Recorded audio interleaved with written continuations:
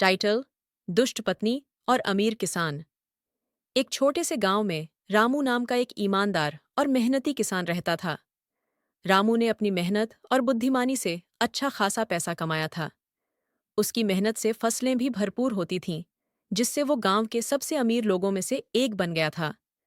लेकिन रामू की पत्नी कमला उसके पैसे और संपत्ति पर नजर रखती थी।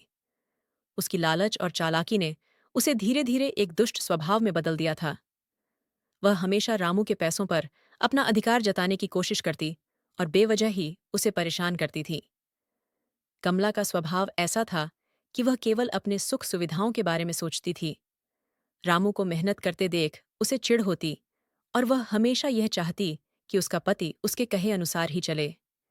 एक दिन कमला ने सोचा कि अगर रामू का सब धन संपत्ति उसी के हाथ में आ जाए तो वह आराम की जिंदगी बिता सकती है।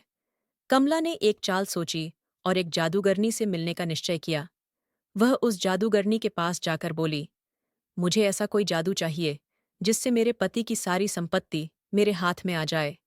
जादूगरनी ने कमला की बात सुनकर उसे एक ऐसा जादुई तेल दिया और कहा, इस तेल को अपने पति के खाने में मिला देना, इससे वह तुम्हारे अधीन हो जाएगा और तुम्हारे कहे अनुसार चलने लगेगा।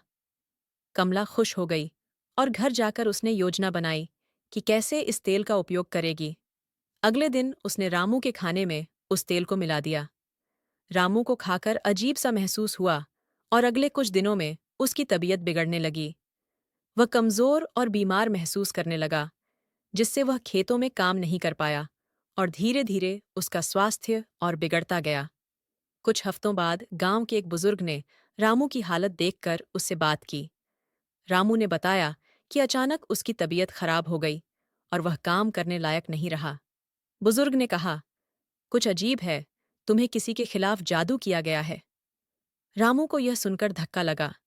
उसने संदेह किया कि यह सब उसकी पत्नी की ही चाल हो सकती है। उसने चुपचाप उसकी गतिविधियों पर नजर रखना शुरू किया। एक रात रामू ने कमला को उसी जादूगरनी के पास जाते देखा और उसकी सच्चाई जान ली। अगले दिन रामू ने कमला को बुलाया और कहा, तुम मेरे साथ जो भी कर रही हो, मुझे सब पता चल गया है। मैं अपनी मेहनत से जीना चाहता हूं, लेकिन तुम्हारे लालच ने हमारे रिश्ते को तोड़ दिया है। मैं तुम्हें यहां नहीं रख सकता।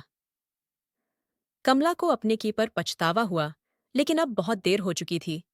रामू ने उससे अलग होकर खुद को फिर से स्वस्थ और मजबूत बनाया। उसने नई शुरुआत की और अपनी मेहनत से फिर से संपत्ति अर्जित की।